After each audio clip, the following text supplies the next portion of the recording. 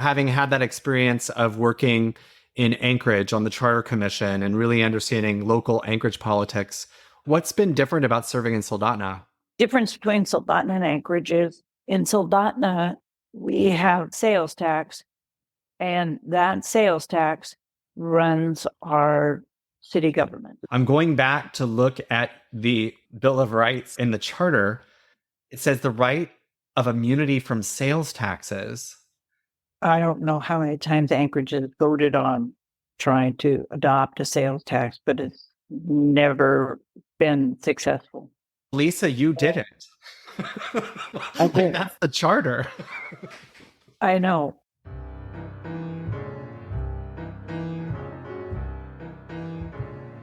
Welcome to the East Anchorage Book Club. I'm your host, Andrew Gray. The purpose of this podcast is to tell the stories of Alaskans of interest and importance.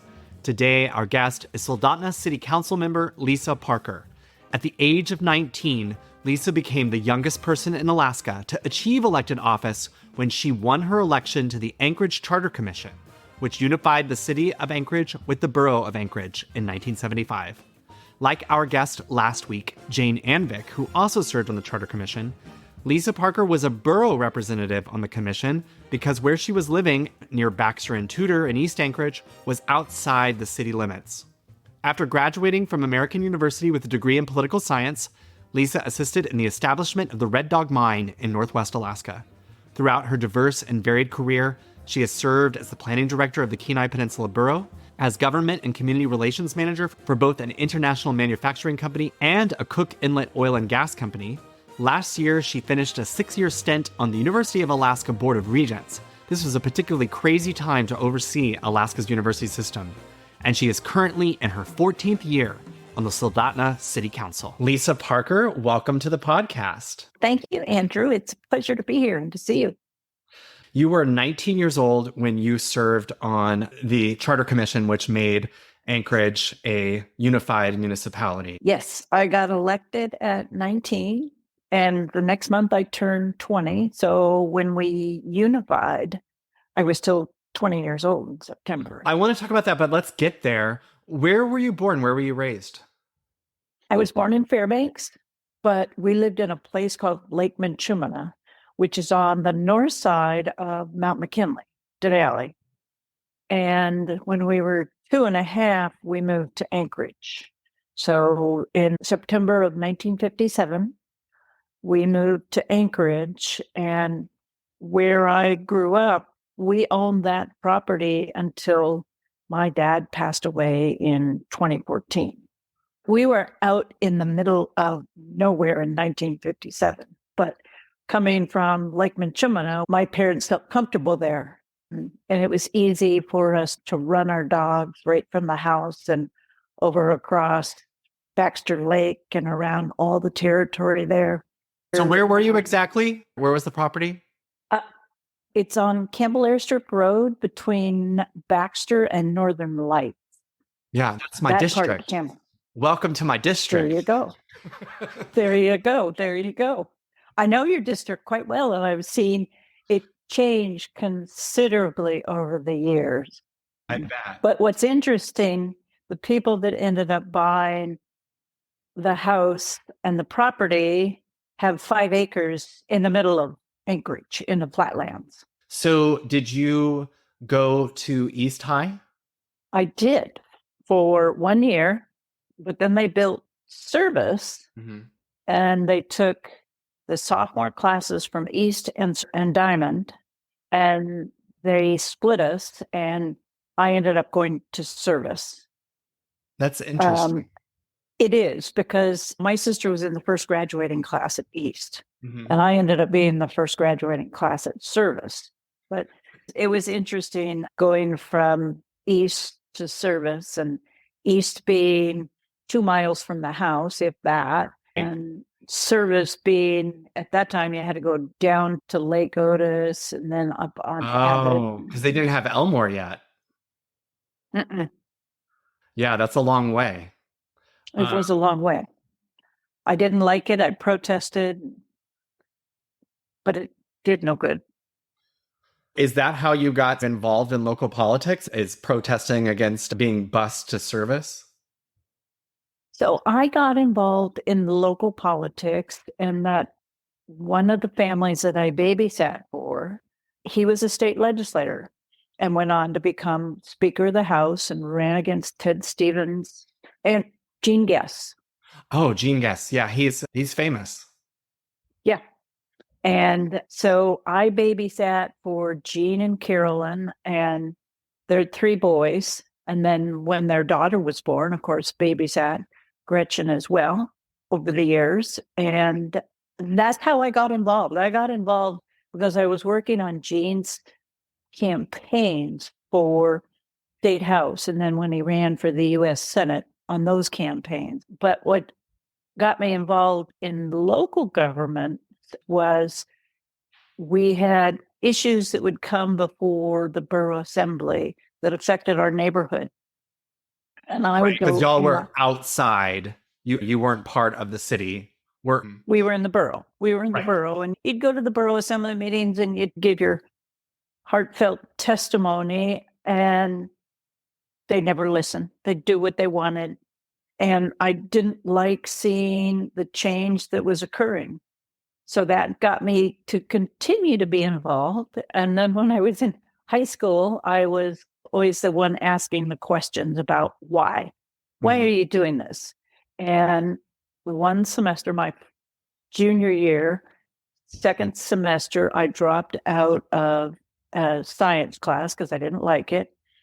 When I get my report card, I see that I had a C for the first semester, and they gave me an F for the second semester and an F for that first half. Wow. And so I protested, and I went to the teacher and the counselor and asked the questions. I said, even a C and an F average out to a D. So why did I get an F? And I went through all these arguments. And then I said, so what's the ad drop policy? And they said, this is our ad drop policy. And then I reached out to friends of mine at East and at Diamond to see what their ad drop policies were. And each school had something different. Through my friends, Jean and Carolyn, I met this lady, Carol Larson, who was president of the school board. And so I decided I would sign up to go testify at a school board meeting about the discrepancies between the schools and that the school district needed to have a consistent policy. And Joe Montgomery, who's an excellent superintendent, and he listened, and the school board listened and directed the superintendent to do something. The next couple of days, I'm back at school, and the principal calls me in to go to his office. I was like, whoa. And so I go to his office, and he said to me, Lisa, if you ever have any issues or anything, you just come talk to me. Did your parents support your crusade against the injustice? They did. And were they involved in local politics? They were. My dad was on the assembly. And while he was on the assembly, he got appointed. Obviously. Yep, he was on the borough assembly in the early 70s, and then got appointed by Jay Hammond after Jay got elected as governor to be commissioner of highways. And so it was in December of 74 that Hammond was sworn in, and then Dad became commissioner of highways. So he was commissioner of highways, and I got elected to the Charter Commission. So we had two commissioners in the family. And did your dad give you advice as you were serving on the Charter Commission? No, because he was in Juneau and dealing with Department of Highways, and Hammond wanted him to merge highways and public facilities into the Department of Transportation and Public Facilities, which is his today. And that's one of the reasons Hammond picked him. And so he was working on those issues as well as building roads and doing all sorts of things. But during the campaign, the person who was extremely helpful to me was Gene Guest. And who you babysat for. Yeah, your employer. For, and he raised Yeah, buck an hour. But he raised a lot of money for me. And I had newspaper ads and some radio ads and got invited to lots of forums to come and talk about why you wanted to be on the Charter Commission. And I didn't have any preconceived ideas. And I always said, if elected, I will work hard and I will listen. And there were 11 of us running for the 4 seats in the area out in the greater Anchorage area borough, those 4 seats. And so being the youngest and the one who didn't have the knowledge and experience like Jane did, being a planner, one of the fellows who was running had previously been on the Charter Commission before me, had all the answers. He knew exactly what needed to be done, even What though was the that guy's previous name? 2. Millet Keller. Millet Keller. Yeah, because Jane had said that somebody had served on the previous Charter Commission. So Yeah. I was curious. Yeah. So this was Anchorage's 3rd attempt at unification. The first time when it was defeated under Alaska law, that Charter Commission has the opportunity to go back, rewrite, and bring it back for a vote. Mhm. And the second time they brought it back for a vote, it again failed. So anyway, of the 11 people running, I came in 4th. And the person who came in 5th was like 300 plus votes behind me. So it wasn't close. I was very happy. I was shocked, but it shows that voters do listen and they had a lot of faith and trust that I was going to work hard and listen. And Well, work hard we did. I have 2 questions about that. The first is that I know from looking at your bio that you got a political science degree from American University. You're 19 years old, so I assume you didn't go straight from high school to university because you were here in Anchorage. Correct. So were you just taking a year off, or what was happening as far as what you were doing in your life? After high school, I graduated early and I went down to Juneau and I was a Senate page. And when Terry Miller was Senate president, so got to understand better the legislative process and, made a lot of friends. Then I came back. And when I came back from Juneau, I ended up, my first job after coming back from Juneau is I worked for the Anchorage Times, answering phones and taking ads. And then somebody said, Mike Gravel was looking for someone to work for him. And so I interviewed and I went to work for Senator Gravel in his office in Anchorage. Okay, because he was in DC, he was U.S. Senator. And he was U.S. Senator. Yep. Yes. And so you were working like his outreach in Anchorage. I worked in Anchorage, and the lady that ran his Anchorage office was a lady by the name of Carla Josephson, who is Andy Josephson's mom. Gotcha. And I had served on the Charter Commission with Carla's husband.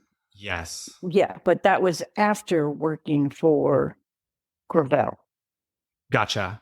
And I know that Joe Josephson had also run against Ted Stevens in 72, I believe, for the U.S. Senate seat. So when I got done with high school, I wasn't ready to go to college. So I did these other things. And when everybody was making a lot of money and working on the Trans-Alaska Pipeline, I was working for Alaska Public Interest Research Group, making $250 a month at Baxter, and then got elected to the Charter Commission.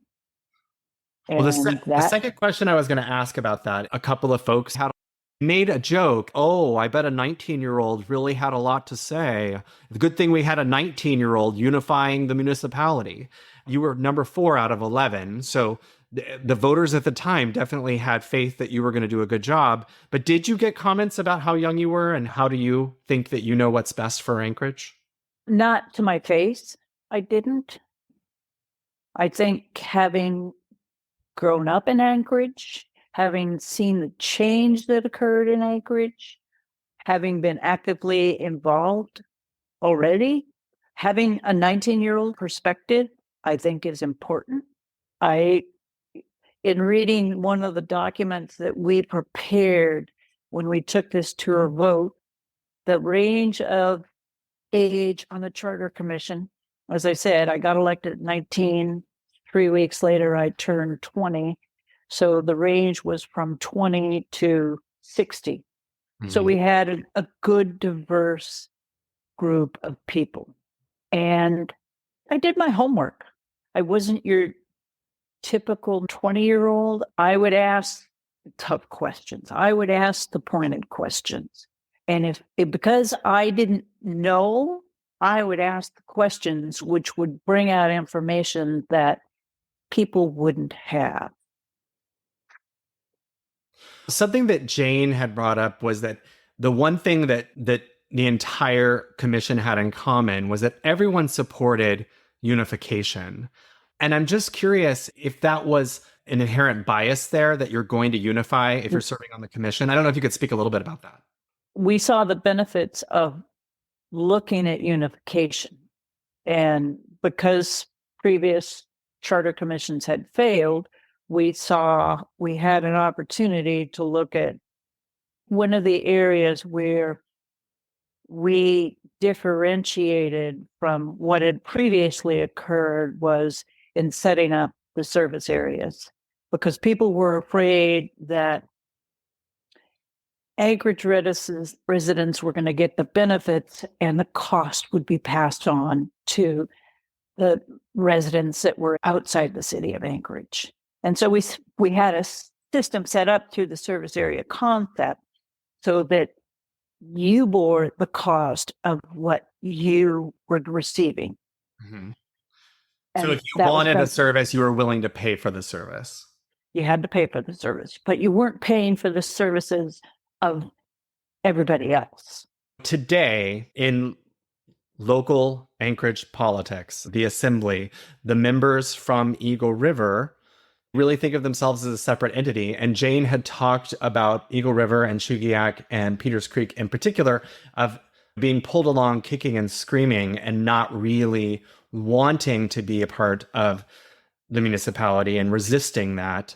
So I don't know if you have any recollections about the battle of making it a unified whole when there were elements that didn't want to be there. So most people don't understand that the boundaries for the municipality of Anchorage are the same as if they were for the Greater Anchorage Area Borough. And you had the city of Anchorage, you had a couple of other little cities and areas set up. But it goes from Ingram Creek, which is past the Wildlife Conservation Center, to Kenai River. That's a large area. And not only were people in Eagle River, Chuyak, screaming that they didn't like it, and they had tried to establish their own borough, did establish their own borough, which got kicked out. But people in Girdwood didn't like it either.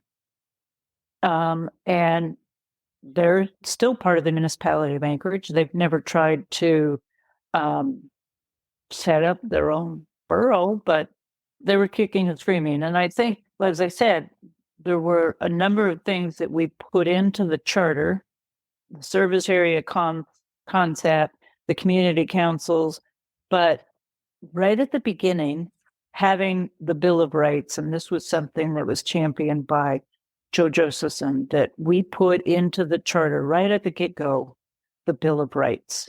And it starts out, this charter guarantees rights to the people of Anchorage that are in addition to rights guaranteed by the Constitution of the United States of America and the Constitution of the state of Alaska. Among rights guaranteed by this charter, and there are 13 rights that are identified, that are part of the charter, that are guaranteed to the citizens of the municipality of Anchorage. I'm going to look those up. I did not know that. Yeah. So the first is the right of initiative, referendum, and to recall public officials. The right of immunity from the creation or alteration of service area. The right to establish the local community councils. The right of immunity from sales tax, except on approval by a majority. That was an interesting discussion during that time. The right of immunity from official actions of the assembly after 12 midnight. We put into the That is charter so interesting. that you had to end your meetings by a certain time was we put into the Yes. charter. And I remember when my dad was on the assembly, they would have assembly meetings that would go till 4 o'clock in the morning. When you're starting at Wow. 7:30 at night and Yeah. you're still, that's too long. And it's impossible to have any sort of like public input if your item on the agenda that you're going to speak on doesn't come up until 3 a.m. Who can do that? That is crazy. And I'm just reading through, the ombudsman is part of the Bill of Rights for the municipality. Some of them seem a little nebulous. And did Joe Josephson write this, or did y'all write it together? We all wrote it together, but he was the person who said, this is something we should put in. One thing that Jane had mentioned, that writing the charter and the charter being approved was one thing, but then implementing the charter was another thing. And she felt that the implementation of the charter was a heavy lift. The combining of the borough government with the city government and all of the departments, when you had lots of folks who didn't like each other, had been battling each other for years, was really where the hard work was. Would you agree with that, or do you have anything to add? I would agree with that. And I think when we had the election, it was between George Sullivan and Jack Roderick. So they both had experience at running or being involved in their respective governments. But yeah, that was a big lift. And over time, it was successful. And there have the mayors since Sullivan took office are thankful that we got to the point where we said, yes, we can work together as one. We don't need to have many separate entities within this contiguous area. So what did you do after the Charter Commission? After the Charter Commission, I went back to Juneau. I got a call in December from this guy from Fairbanks with a really deep Southern drawl. And he said, I heard you'd be a good worker, a good person to work for. Would you come work for me? And this person was Steve Cooper. Oh, wow. And so I went to Future Juneau governor. future governor. And I worked for Steve for that legislative session. And that fall in August, I went back to Washington, D.C. and started college at American University and went and spent the next from 76 through 79 in Washington, D.C. And I was fortunate while I was in Washington, D.C., Congress was debating the Alaska National Interest Lands Conservation Act, the D2 legislation. And I was able to work for first the legislature on D2 issues and then went to work in the governor's office with John Catt the whole time I was in Washington working on NILCA legislation and trying to convince members of Congress that Alaskans weren't terrible people. And we were known then as Alaskans, we were called the rape, ruin, and run people. And that people that would come into Alaska wanted to rape it, ruin the countryside, and then run away with all the money.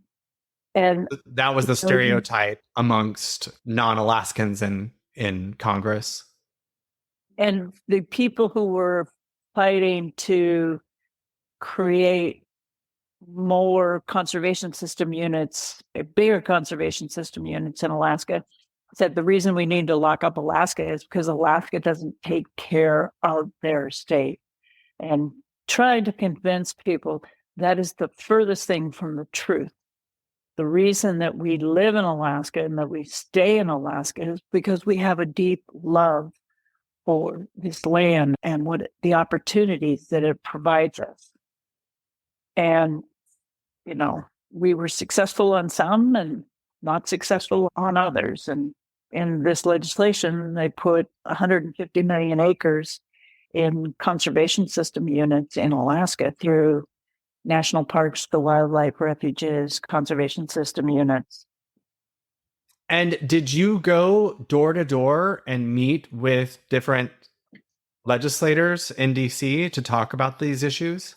Yes, with groups of folks, we would go and we would meet, and I attended the legislative hearings that they were having on the House side and the Senate side.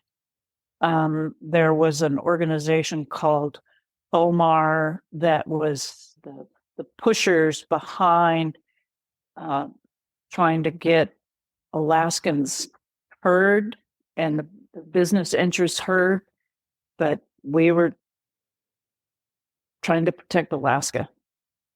What an amazing life experience. Because you were still Yeah. so young. Yeah. And do you have any particular stories or memories from that period? So every day, the first set of hearings were going on the House side. And this congressman from Ohio, John Cyberlane, was the chair of the committee, and Congressman Young was on the committee. And so I attended the hearings and would take notes as to what was going on and what was transpiring. And after the hearings, I would go to Congressman Young's office and use the phone in his waiting area to call up and let folks know, here's what happened today. One day I get back to the office where I was working and was called in and was told, unfortunately, Congressman Young's office has asked that you not go into his office anymore and use the phone because they think you're a political spy for Steve Cooper, who was considering running for Congress. And I was a little shocked. Here I am, like 22 years old, and I thought of as a political spy.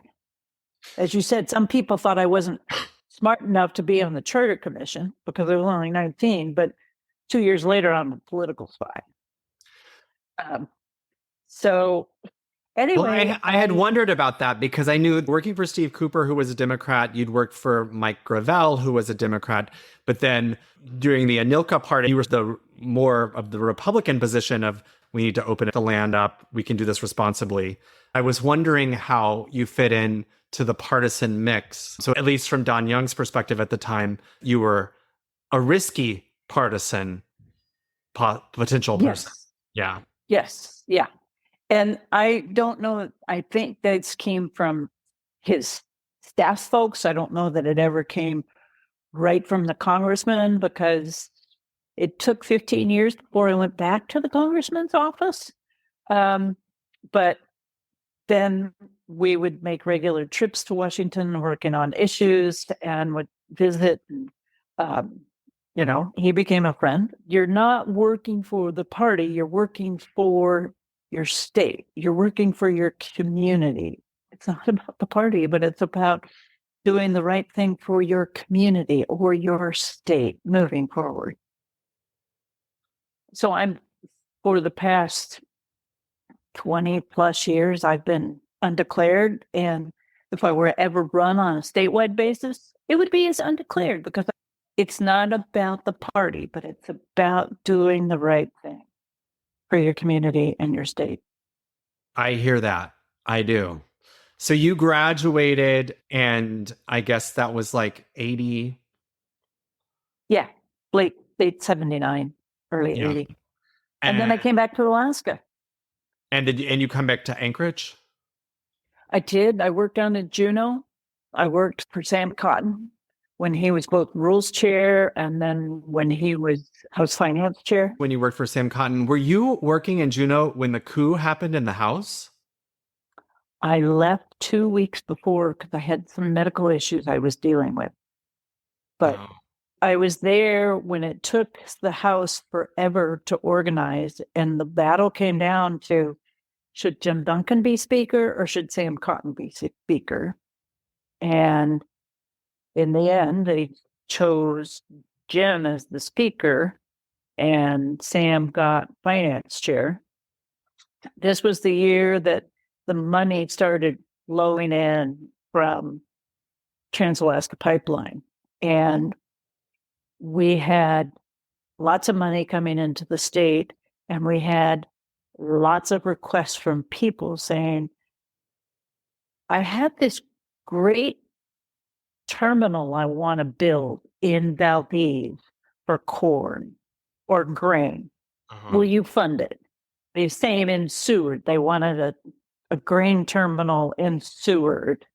And we had $2 billion of it they were going to allocate. And we had $6 billion in requests.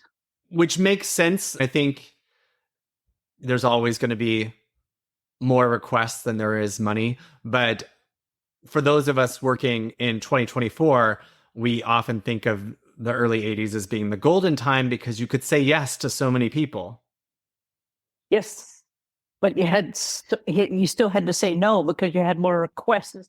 Had they spent all the money, that would have been interesting. But in those days, the way that the allocation went was the governor got a third, the House got a third, and the Senate got a third. So you got to pick the projects, and they each agreed that, okay, I'm not going to torpedo your project. If you're on the Senate side, I'm not going to torpedo what you want.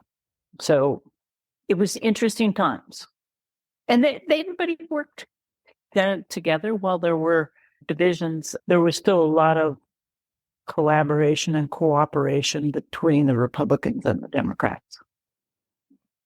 And then after that, I got married, came back to Anchorage. And then in the mid-'80s, I got a call and said, there's this company that wants to develop this mine in Northwest Alaska, and they need some help. They need somebody working for them that understands Alaska. And that was Kamenko. And I got hired by Kamenko for 6 months to do outreach around Alaska, talking about Red Dog Mine and why it would be beneficial for the state to help on the infrastructure for the Red Dog Mine. And 7 years later, I left. So that 6 months turned out to be a little bit long. And it was after leaving Red Dog and leaving Kamenko that I moved down here to the Kenai Peninsula. What brought you guys to the Kenai Peninsula? My son at the time didn't like that his mom was gone from home so much. I had to make a decision on, do I stay working and keep my son's life disruptive, or do I try to find a job where I can be home more?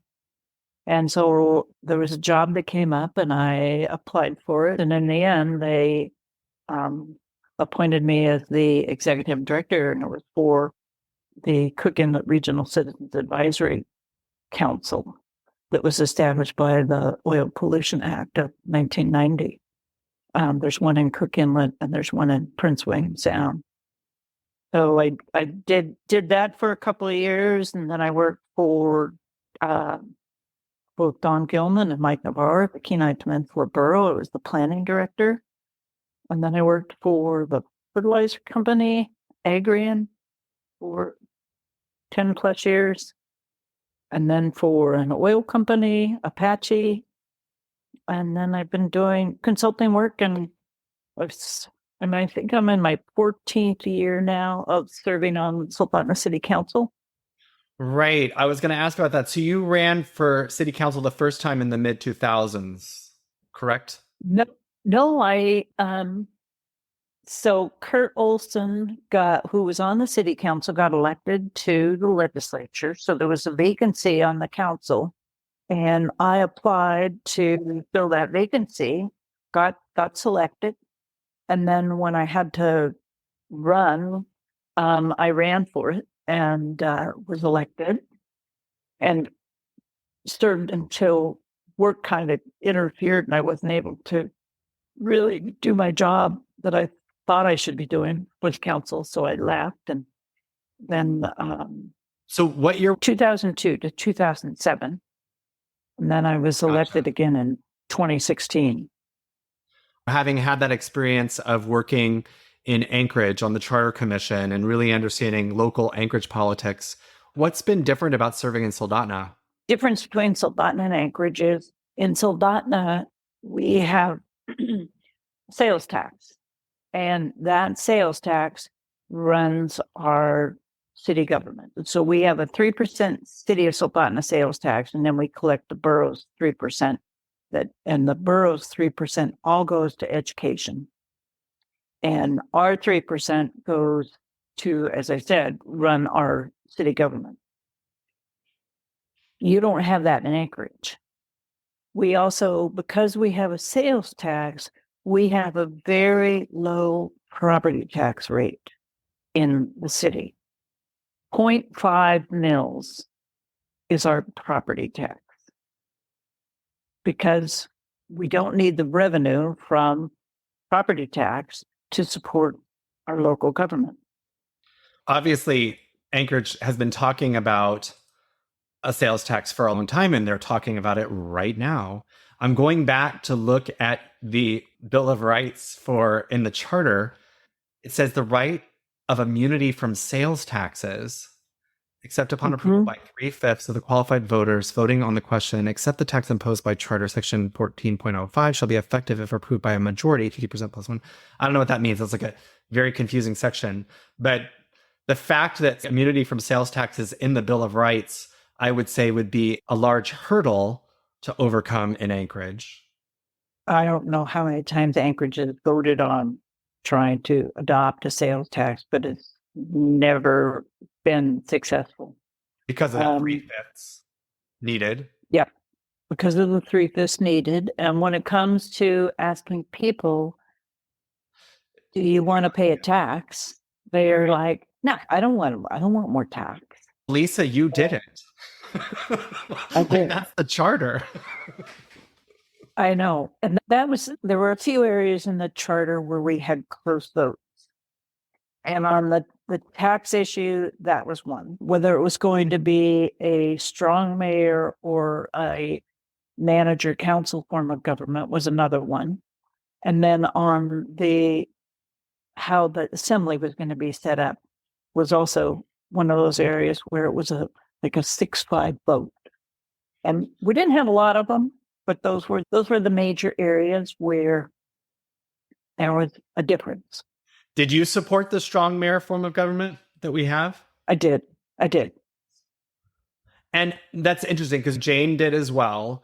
But that's what you had in the borough government was the strong mayor, whereas the city of Anchorage had the council powered government.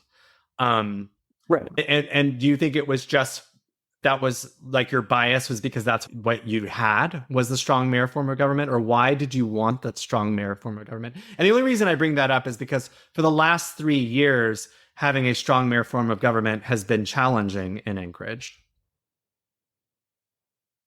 But with a strong mayor, it's like you have a division of power. You have the mayor, but you also have the assembly that's passing legislation and who has the ability, if they don't agree with work that the mayor is doing, to change that. So it's a good balance between power. Mm-hmm. And if it's just a weak mayor form of government, the power is vested basically in the assembly. Is the only other living member of the charter Joe Josephson, besides you and Jane? Yes. Yep. I interviewed him 2 years ago. We did not talk as much about the Charter Commission. I wonder if he supported the strong council form of government. Because I want to get that perspective on like why it was such a close vote. Because obviously the only form that I'm familiar with is the form we have, which is the strong mayor form. What you just said makes sense about the division of powers. And so I'm curious to understand what was the argument for the strong council form of government and who liked that? So I don't remember if I had to go back and look, it would probably have been the folks that were elected from within the city of Anchorage were more for the weak mayor, and folks from the borough were the strong. And then you had Joe and Arliss, and I don't know if it was, I have to look at the. Oh, so Joe and Who was- Arliss Tertelewski were the at-large members? Yeah, and I have to look to see who the other at-large was. 50 years, sometimes you Oh, yeah. lose a little bit of memory. So it could have been Dick Fisher that was the other at-large. Okay. For the record, Dick Fisher is different than Vic Fisher. So we are talking about Dick Fisher, not Vic Fisher. He came up because, according to Jane, Dick Fisher was absent when you guys were voting to approve the strong council form of government, and that it failed in a 5-5 because he was absent. And that's how you ended up with the strong mayor form of government, was because there was not the 6th vote to approve the strong council form of government. I don't know if you remember that vote at all. I don't remember it like that, but Jean probably has notes that she Right. kept too. We didn't see a lot of Mr. Fisher at the council at the meetings that we had. He was Him being absent wouldn't be a surprise to you. No, he was at the first meeting, and then we rarely saw him out. Gotcha. So you served on the University of Alaska Board of Regents from 2015, appointed by Governor Walker, to 2023. So you served on that board at a particularly dramatic time. It was a very dramatic time. And in talking to people who had been affiliated with the university for 30 plus years, they said they had never seen a time where a board of regents had to deal with as many contentious issues as we did. And it just seemed started with one, then you'd put one issue to bed and you'd be like, cut through that. And then boom, something else would pop up. And my first meeting was in February in Anchorage, and it went pretty well. And then the next meeting was in April, and we were out in Bethel, and we spent more time in executive session than we did in having our Board of Regents meetings because we were dealing with some serious issues. And then we lost the accreditation for the School of Education, which was unfortunate. Then we had a change in administration. Right. I want to talk about that change in administration, because the change in administration happened, and then Governor Dunleavy had Donna Ardoin as his OMB director, and during that period, there was the massive budget cuts to the university. And I just wondered, you were appointed by a previous governor. You had your own ideas about the importance of the university system to the state of Alaska. And I guess just how do you navigate a new administration coming in with a completely different vision, one in which it seems the university would not be as central to Alaska as perhaps you thought it should be? And how does the board function in that environment? We functioned by trying to point out to the governor and his commissioners the value that the university plays in the state of Alaska, and that the value the university could play in helping him meet the goals and objectives that he had in place. But when we started off with $140 million in cuts in unrestricted general funds and trying to have a conversation about, is there a way we can work around this and not do something like that? They didn't want to listen. And that made it extremely hard. President at the time, President Johnson, and our chair of the board, John Davies, they were able to finally negotiate an agreement with the governor's office that it wasn't as restrictive, but it still took major hits. And it's hard because we had to cut programs. We had to look at cutting support. And you hate to do those things. And particularly you get people coming in and testifying to the value that this college program was offering to them. And you always want to say, yes, we want to keep this. But we couldn't say yes, because if we kept everything, where were we going to find the money? It's like your own personal budget. I want to keep having a Diet Pepsi every day, but I can't afford it. So there's certain things I'm going to have to eliminate because I can't afford those things. And it was hard. It was very hard. And I spent more time and more hours. And being on the Board of Regents is an unpaid position. And being on the Charter Commission was also an unpaid position. And that's correcting, because Jane had said that she thought y'all might have been paid $50 a meeting, but it was an unpaid position. It was an unpaid position. And we prepared a question and answers about the charter. We talk about what we looked at, what we did, but we also mentioned that we worked long hours with no pay to prepare this charter for our community. Being on the Board of Regents, I dreaded the decisions that we had to make. There were many times where I was not on the prevailing side of a discussion. But what was interesting, when I left the Board of Regents, some of the issues where I had advocated for a certain position, the board was now taking that position. So you were able to shift the conversation. You were able to move the majority in a certain direction, even if they hadn't agreed with you at the time. Yep. And one area where I wish we had gone ahead was in trying to reestablish the accreditation for the School of Education in Anchorage. And President Pitney, the university is blessed that she is there as the president of the university.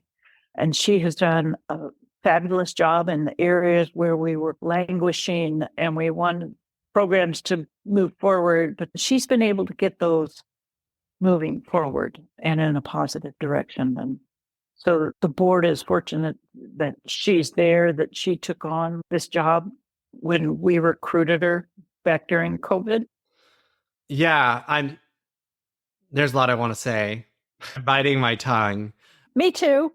Yeah, I just feel that there's been some surprising things because we have a former Republican governor at UAA and asking for money and not getting it. And there was an expectation that he would be able to have more influence to get more funding. And so I think that's been just an interesting thing to observe. Yeah. So here's another little tidbit on part of Alaska history, going back to the Charter Commission. We hired an executive director to help us through the process. And when we wanted to meet with people from the borough or people from the city, he would arrange those meetings and get the people so that we could meet with them. And that gentleman was Pat Parnell.